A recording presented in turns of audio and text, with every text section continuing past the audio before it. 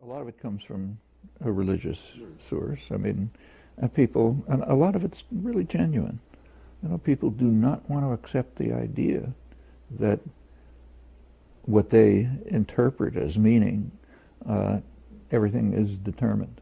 It doesn't mean, science doesn't mean that, but if you have a superficial understanding of science, and in fact, even if you read what plenty of scientists and philosophers say, it's basically saying, look, you don't have any free will, you don't have any choices, everything's determined, you're just kind of acting out something in a system of controls that you have nothing to do with. Well, I don't want to believe that, in fact don't, and I can easily see why other people don't want to believe it. They want to believe that there's something good going on in the world.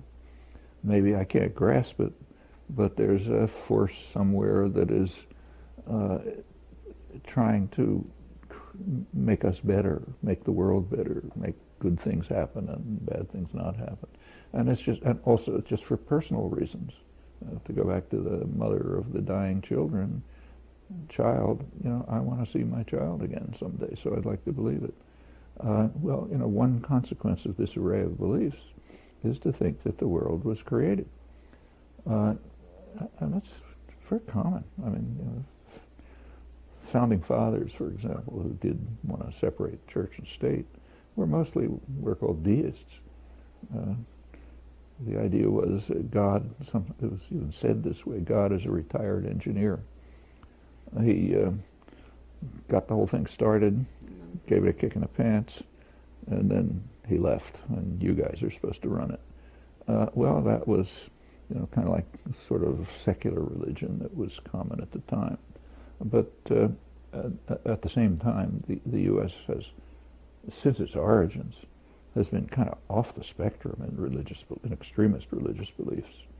I mean, if you do look at, there are comparative studies, and belief in the United States, belief in miracles, in the devil, the world was created 10,000 years ago, and so on, is just off the spectrum. You don't find that. To some extent, you find it in other industrial societies, like in England, you find it. But the United States is literally off the graph. And this goes back to its origins. I mean, the country was founded by religious extremists. The people who founded, the settlers of New England were following God's will. There's a streak in U.S. history which is called Providential Ism. Very dominant streak, goes all the way from founding fathers, so-called, up to the current presidents and so on. God has a conception of history. We're acting it out. And some of the ways in which this was applied are pretty remarkable. So, for example, the core of, take, say, the English settlers in New England, Mayflower and all that stuff. The first charter of the Massachusetts Bay Colony, given by the King Charles, was, I think, 1628.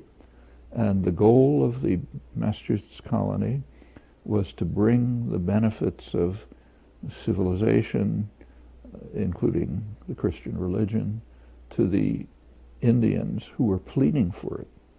We're doing them a favor. In fact, if you look at the Great Seal of the Massachusetts Bay Colony, around 1629, they had a seal. It's very revealing. It ought to be on in the wall of every classroom in the country. What it shows, it's the founding of the country. What it shows is an Indian with spears pointed down, sign of peace, and out of the Indian's mouth is a scroll, and the scroll says, "Come over and help us." So the colonists were carrying out what is now called the responsibility to protect, fancy term for imperialism that's common. So they were carrying out the responsibility to protect. They were totally selfless. They were coming over just to answer the plea of the indigenous population to come over and help us. That's the time when the famous phrase, "city on a hill," was produced. 1630, John Winthrop gave a famous statement and said, "We're a city on the hill, we're not like any other country in the world. We're benevolent, selfless, coming over to answer the plea of the Indians to help us." That goes right until today. That's a leading theme of scholarship.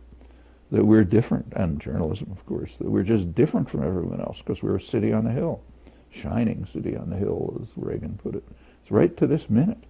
And the reason comes from our answering the plea of the natives to help them.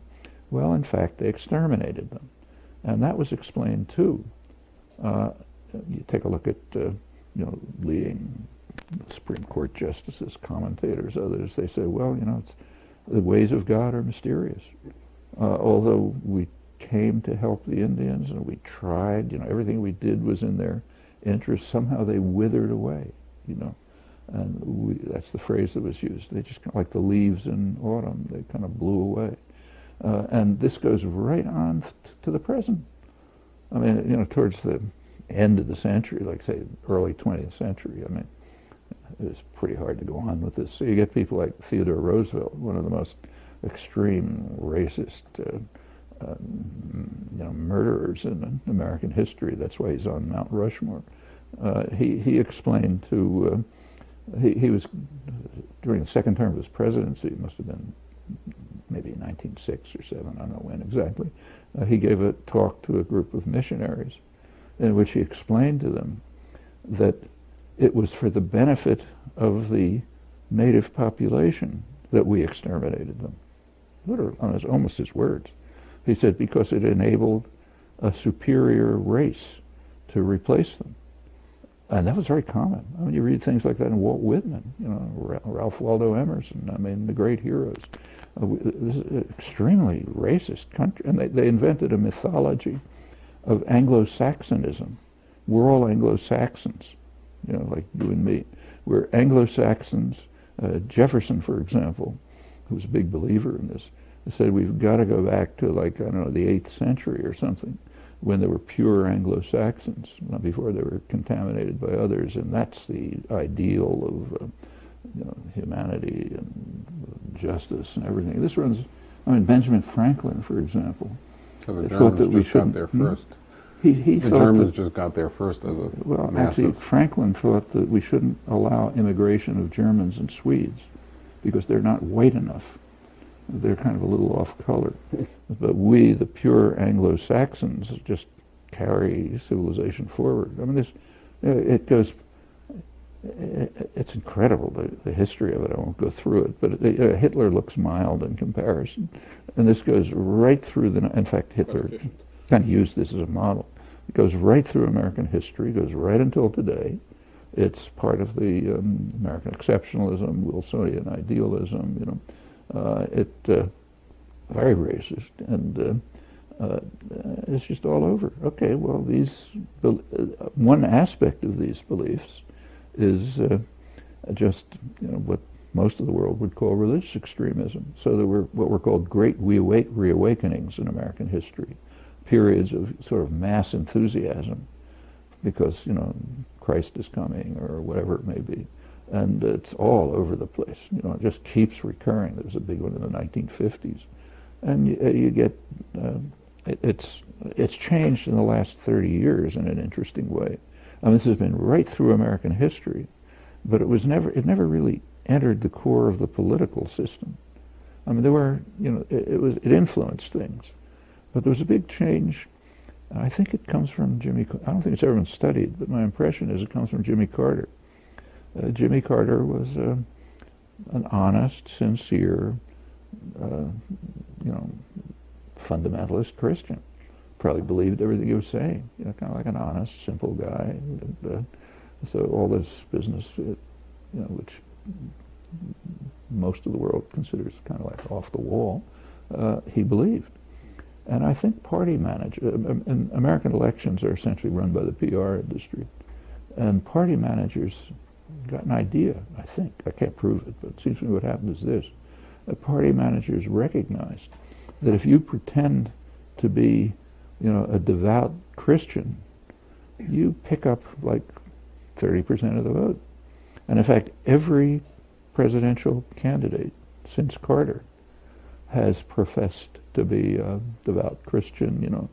Take, say, Bill Clinton, probably is about as religious as I am. His handlers made sure that every Monday morning there was a photograph of him in the Baptist church or whatever it is, you know, singing hymns and so on and so forth. I mean, that's a way in which you sort of pick up a segment of the population. And I don't think there's a single exception since Carter. You lose integrity, honesty, and everything else goes down the drain, of course, you know, as a habitual obstacle but to it's success. It's appealing to something that's pretty deep in American culture, including, you know, it's intertwined with racism, with you know, Anglo-Saxon fanaticism, with come over and help us. You know, you find it's just a big strain in the culture.